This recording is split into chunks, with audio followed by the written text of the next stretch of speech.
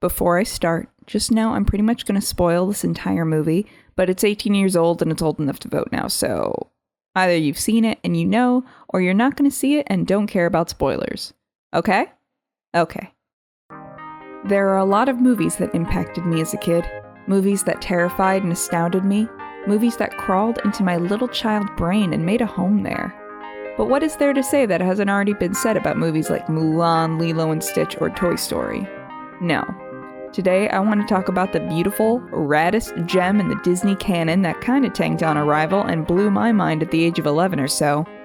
I want to talk about Atlantis, the Lost Empire.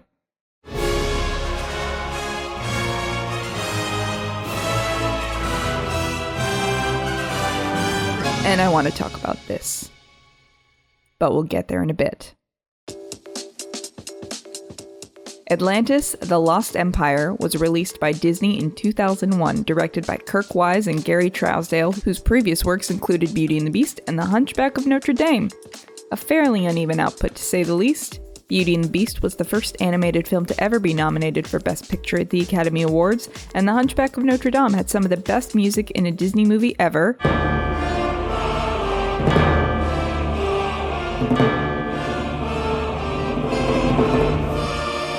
And scarred an entire generation of children for life. That's the team that would make this movie.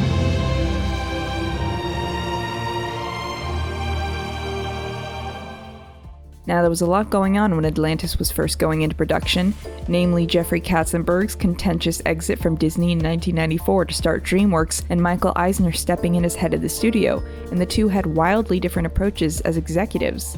According to one Disney animator quoted in a 2001 Observer article, Jeffrey was a right-in-the-trenches kind of producer, and is very much into the story. He doesn't give notes like, that character's hair is the wrong color. He says, I don't believe he loves her, and without a love story, you don't have a movie.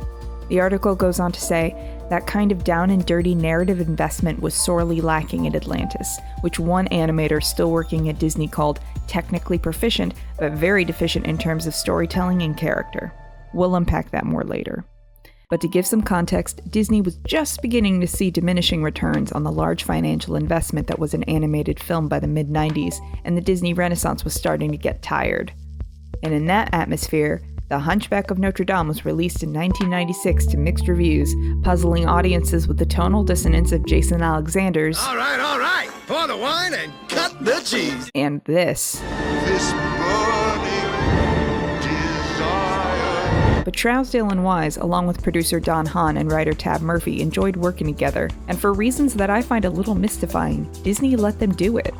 Perhaps it was coasting on goodwill from Beauty and the Beast's Oscar nomination, or perhaps in the turmoil of changing studio heads, this little movie slipped through the cracks. I don't know.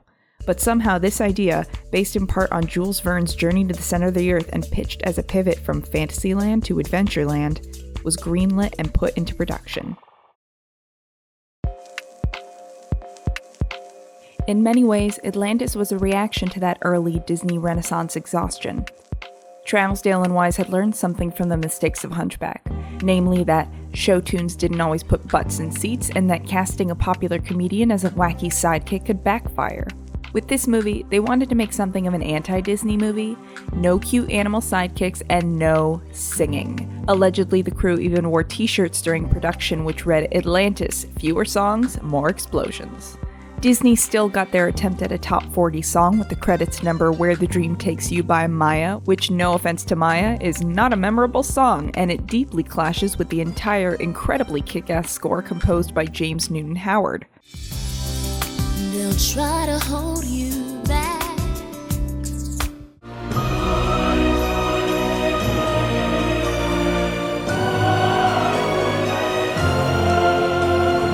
But that's only where the oddities of this movie start. The movie's set in 1914, right around the beginning of World War I. This allowed the team to bring in a lot of that steampunk aesthetic, with growling boiler rooms and Mauser pistols. They had the film presented in CinemaScope widescreen like Raiders of the Lost Ark or the works of David Lean and Akira Kurosawa. That widescreen meant Disney might have had to pay for different desks and animation equipment to accommodate the wider format, but instead the production team found a solution by drawing within a smaller frame on the same paper and equipment used for standard aspect ratios.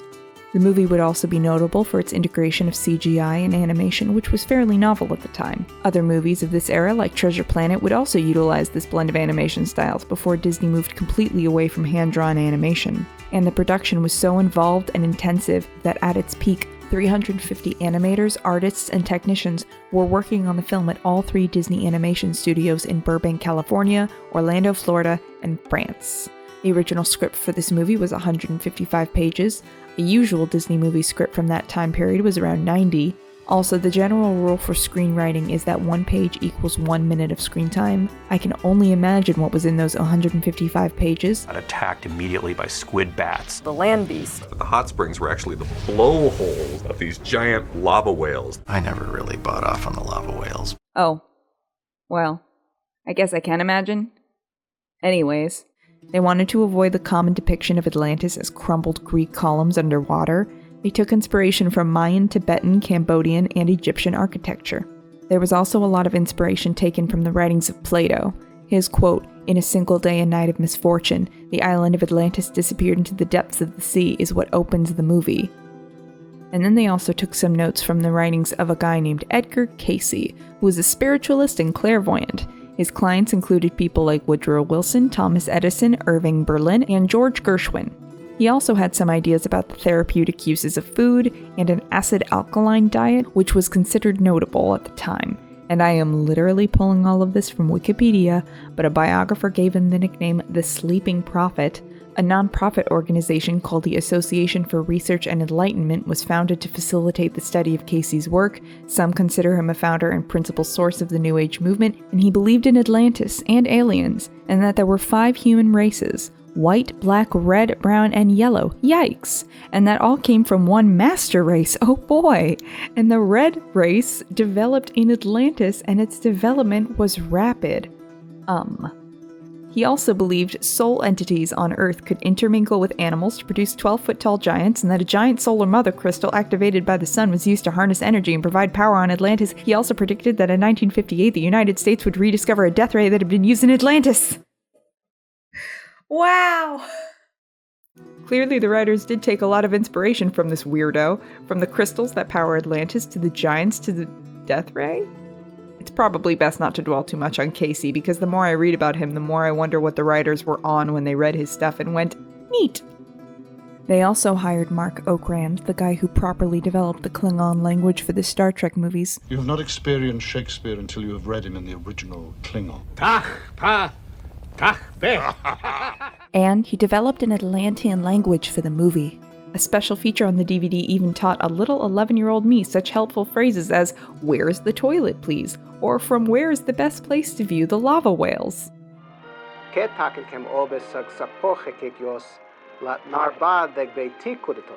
And they took inspiration from the works of Mike Mignola, creator of the Hellboy comics series. He was hired as one of 4 production designers for the film and provided style guides, character designs, and story ideas. Kirk Wise cites his style as a major influence for the look of the film. Mignola was surprised when Disney first reached out and is quoted as saying the following upon first seeing a rough cut of the film. "I remember watching the film, and these characters have these big, square, weird hands, and I said to the guy next to me, 'Those are cool hands.' And he says to me, 'Yeah, they're your hands. We had a whole meeting about how to do your hands.' It was so weird I couldn't wrap my brain around it." So, to sum it up, I can't sum it up. This movie had a lot of disparate pieces going into it, and somehow all those parts came together to make this movie. And the 4-year production was a mixed bag, with writers often changing sections of the movie on the fly, some of which had already been animated, most notably the original prologue of the movie, where some Vikings got eaten by a robot Leviathan. It's a cool opening, but the one they went with was a much better way to open the story. Speaking of... So let's see. The movie opens with this wild prologue where we see Atlantis right before its destruction. A little girl named Kida is separated from her mother, and then we flash forward to 1914 where a young linguist and archaeologist works in the boiler room of the Smithsonian and wants funding for an expedition to find the Shepherd's Journal, which reportedly tells of the location of the lost city of Atlantis. Naturally, the people at the museum think he's a little bit bonkers and ignore his request for funding. He goes home to his cat Fluffy and finds a woman in his apartment on behalf of her employer, Preston Whitmore, a rich, eccentric, and friend to Milo's dead grandfather, who already has the Shepherd's Journal and is ready to fund Milo's expedition to Atlantis. So Milo and a team of diverse and wacky compatriots go down to find Atlantis, and eventually they do. And a whole lot of other stuff happens. I'm not going to actually summarize the whole movie, just the setup. So let's dive into the characters. Time! 5 degrees down bubble! And let's start with our protagonist. Media has no shortage of nerdy sad boys with tragic backstories, and in many ways Milo is very much of a piece with other Disney heroes, except for, well, if you put him in a lineup with other male Disney protagonists, you start to notice the difference. Disney heroes tend to be beefy, strong-jawed guys, not scrawny little dudes with Doonesbury noses. It's an interesting delineation in the time period, and again, it's probably mostly due to this anti-Disney approach that the entire team was taking. This project was meant to experiment and innovate, and they started from the ground up with this little cinnamon roll, and then they did us one better and cast Michael J. Fox to voice him. Thus enabling the kidnap and/or murder of the royal family. Not to mention personally delivering the most powerful force known to man in the hands of a mercenary nutcase who's probably going to sell it to the Kaiser. Have I left anything out? And yeah, Milo as a character does fall into a few of those nice guy tropes that we now know all too well. Oh, I swim pretty girl. Pretty good. And there are some other problems with how he functions in the story, but right now I just want to take a minute and focus on this absolute nerd because I find him to be delightful. On TV in this time period, I feel like we had a lot of versions of this kind of character, a lot of them written by Joss Whedon, but Milo might be my favorite of the batch. Okay, it's probably a tie between him and Daniel Jackson. And sidebar, they are weirdly similar in a way that I think is entirely accidental, but both characters are linguists and archaeologists who are shunned by the intellectual community for their wacky ideas, and they were raised by their grandfather after the death of their parents. I could go on. When it comes to Milo, he's just so good-hearted. He goes on this perilous journey just for the joy of exploration and learning. When faced with profiting off it to some people's detriment, he never hesitates to say no. And when it comes to his romance with Kida, the most we ever get is a really good hug. Aww. And speaking of Kida... My name is Kira Gakash. So Kida, voiced by Cree Summers, is rad, right? And there is something to be said for the fact that her goals have nothing to do with a man. Even my beloved Fa Mulan went off to war to save her dad, but Kida's trying to save her entire civilization, and her relationship with Milo is mostly platonic. In fact, more of her growth seems to come from accepting the loss of her mother than anything with her father. And it's just nice and unusual, especially in the 90s and the aughts, for a Disney movie to allow its heroine to focus on something other than fixing the men in her life. I mean, this movie might not be some groundbreaking piece of feminist media, but for a Disney movie released in 2001, this is pretty great. Although again, her character has some inherent problems. She's 8,000 years old, and yet extremely naive about this entire, very well-armed team who just sort of Kool-Aid man their way into her city. Oh yeah! Her design, along with that of all the Atlanteans, leads to some hashtag problematic elements, which I'm not really qualified to dissect, but I'll try in a bit. Right now, let's just meet everybody. Along with our main two heroes, we also have our pair of villains. The pragmatic Helga Sinclair, voiced by Claudia Christian, who is in my opinion one of the more interesting female Disney villains we've gotten to date, besides maybe Mother Gothel. She cares just enough to point out the damage they might cause to an entire civilization, but at the end of the day, Helga's out for Helga. And then Commander Rourke, voiced by James Garner. He's just a big bad guy, isn't he? In fact, when you put him next to other Disney villains, do you notice a slight difference? For the Trojans, hey, they bet on the wrong horse, okay? Use antlers in all of my decorating. And don't underestimate the importance of body language. Most Disney villains tend to be kind of funny, right? Or at least, they have a comic sidekick of the animal or human variety. Tell you whose team they prefer to be on. Or possibly both. Why do you think those insolent heathens attacked us? Because we invaded their land and cut down their trees and dug up their earth. Because it's Disney and for kids, so the bad guy can't be too scary. It has to be tempered with humor. But Rourke is never funny, and he is bad. And one of the only other Disney villains that really compares to him from this time period as well. Destroy Esmeralda and let her taste the fires of hell. Huh. Funny that. But with Atlantis, the movie lets you know about Rourke right away if you're paying attention. Yes, this should be enriching for all of us. You'll notice that only half of Rourke's face is visible, who will turn out to have a hidden side. And even if you're not paying attention, by about here, you know something's up. This changes nothing. When the turn happens and he goes full bad guy, it's shocking just how cold and callous he is. And then he just turns into an absolutely terrifying rage monster by the end of this movie, like, damn Disney, you didn't hold back. And then after our villains, we have a big cast of memorable characters that I love. They're all kind of silly, and I've seen a lot of complaints about these characters basically being a bunch of thinly written stereotypes. I personally find that they tend to function more like sitcom archetypes. Moliere is weird, Vinny blows stuff up, Audrey's grumpy, Sweet is kind. Oh, he's kindly. And Packard says, "We're all gonna die." They're often funny because they're predictable. To compare them to a modern sitcom like Brooklyn Nine-Nine, we know that in 90% of situations, Rosa will be a badass, Holt will be stoic, Amy will be overenthusiastic, and Jake is goofy. Put them in any situation and we know how they'll generally react. The comedy often comes from meeting our expectations or subverting them, or both. Oh my God, Captain. She is magnificent. Vindication! And the same holds true for Atlantis, where we meet a pretty big cast of characters and the movie is very quick to establish their somewhat simple traits. You have disturbed the dirt. Oh, yeah? Now, what have I told you about playing nice with the other kids? Fuses, wicks, glue, and paper clips. Big ones. Jeez, I used to take lunch money from guys like this. But again, this movie has that third act turn and it happens for everybody. Although that too is foreshadowed pretty openly if you're paying attention. Unless maybe you're just in it for the money. Money. Money. Money. Money. I'm gonna say money. Because yes, their characterization might be mostly simplistic. This is a kids' movie after all, but the movie takes time to build their relationships with Milo and each other, and by the time they reach Atlantis, it feels like they've grown closer and built some real friendships. Which makes this moment You have a nice swim? such a punch in the stomach. And this. Knock, knock. And this. Until we get to this moment. And now I need to talk about Audrey for a minute. Yes, I love Vinny, and fun fact, most of his dialogue was improvised because Don Novello's tangents were so funny the writers just started handing him notes like, Vinny talks about his childhood and just let him go. I could talk about Moliere and how he was initially pitched as some uptight, snooty dude, but somebody drew him like this weird little mole kind of guy, and the idea just stuck. I could talk about Packard. I have to call you back. No, I'll call you. Or Sweet. One day I'm studying gross anatomy in the classroom. The next, I'm sewing up Rough Riders on San Juan Hill. But it's Audrey who really got to me. 18-year-old Audrey Ramirez. When we first see her, she's tough. For flinching. No nonsense. I used to take lunch money from guys like this. And incredibly good at what she does. 20 minutes if the bulkhead holds.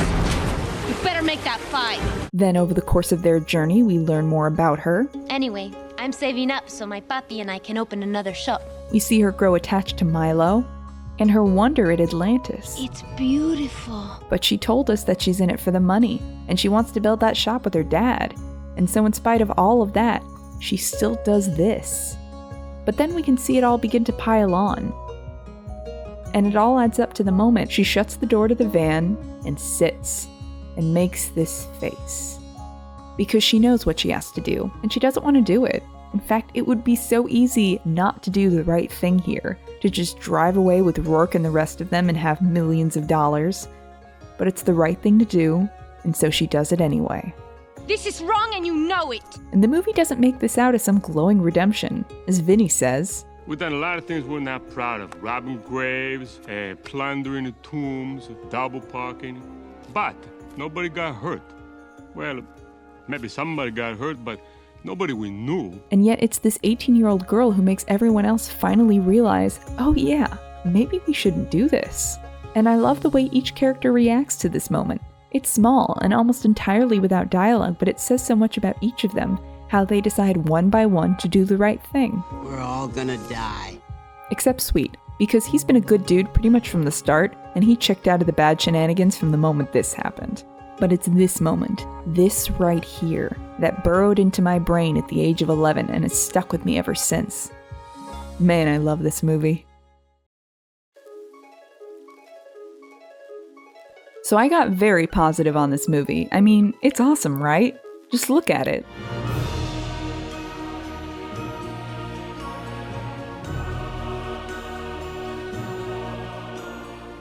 Yeah, good shit.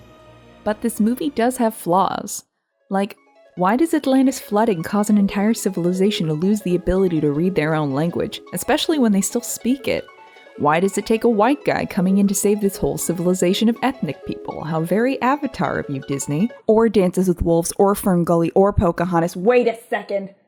Also, okay, I said I would try to dissect the problems of the Atlanteans' designs, as in, they're generic magical brown people with white hair, and well, I do not have a say in this discussion, and my research skills aren't fantastic, but between 300-page essays and various blog posts, it seems that there is a general disagreement among people of color over how they should be portrayed in works of fantasy.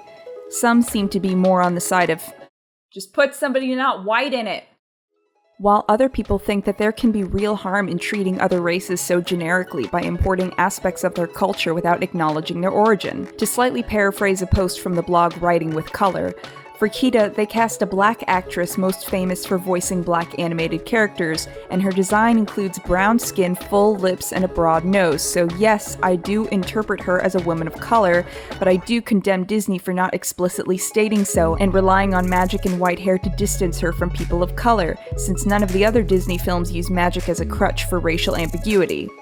Basically, the issue of race in fantasy is fraught, but it's hard to deny that Kida was another in a long line of darker-skinned Disney princesses who are drawn much more sexually than their white counterparts, which is, not good.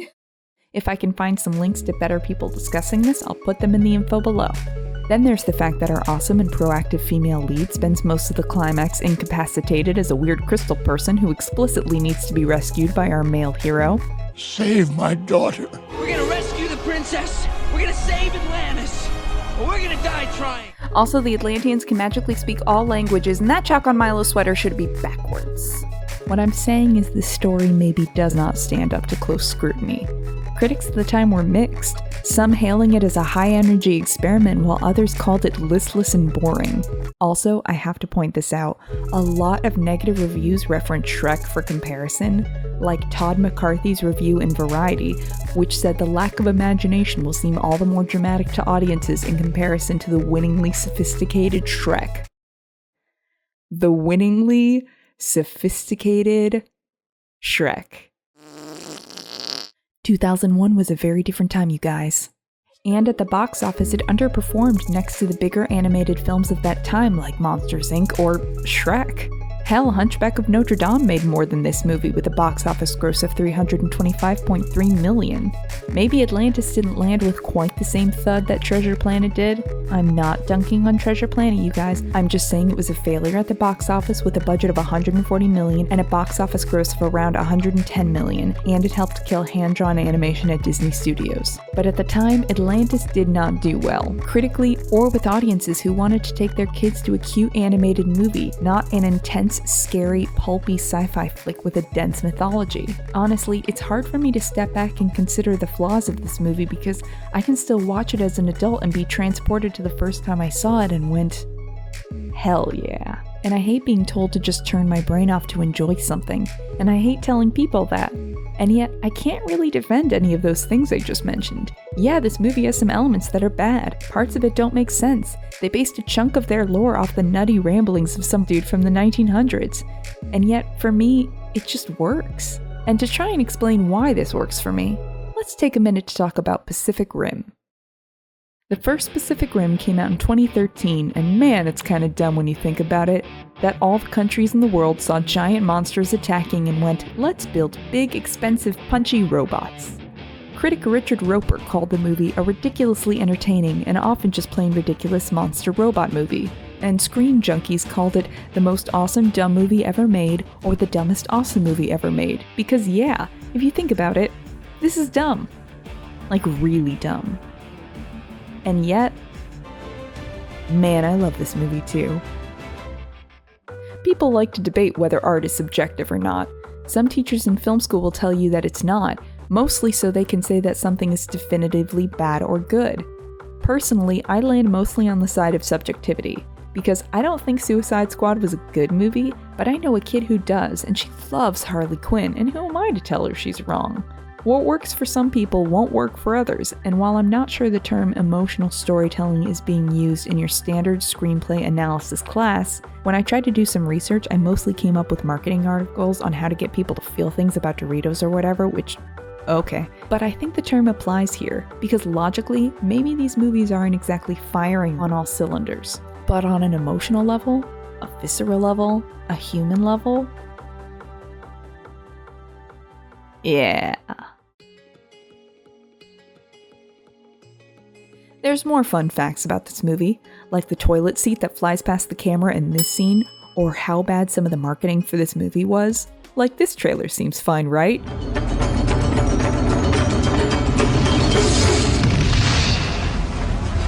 How about this one? Oh my god! You do swim. Oh, I swim pretty girl. Pretty good. Who made this? Or I could talk about the PC game demo that they put in cereal boxes and attached to copies of the Emperor's New Groove DVD, which is how I got it and played it obsessively even as it scared the crap out of me. Or how about this last curtain call shot, which the directors said was one of the most complicated shots in Disney history, starting at about a 16-inch piece of paper for Kida and Milo, and then pulling out to roughly the equivalent of a 150-foot piece of paper made up of lots of little pieces, each with carefully hand-drawn animations, which were combined with computer-generated vehicles flying across the scene. I could talk about how this scene should be a ride at Disneyland yesterday, or how about the fact that we still haven't gotten an Atlantis level in the Kingdom Hearts series, which is a crime. I could talk about how Leonard freaking Nimoy voiced the King of Atlantis and the gravity he brings to this character, who probably gets about 10 minutes of screen time, which is incredible. Or I could talk about the fact that they created this diverse cast of characters because they thought Preston Whitmore would only want the best in the business and wouldn't care about age, race, or sex, which I think is neat. Some animator back in the day said this movie lacked the care and detail for storytelling and characters that some other Disney movies got. But look at the effort and artistry that went into making this movie. An entire meeting devoted to how to draw hands like Mike Mignola, 350 animators at 3 studios working on one movie, and a 150-foot piece of paper to make this scene. I can't claim this movie is perfect, but I can tell you that it was perfect for me, both then and now. Because of this, and this, but most of all, this.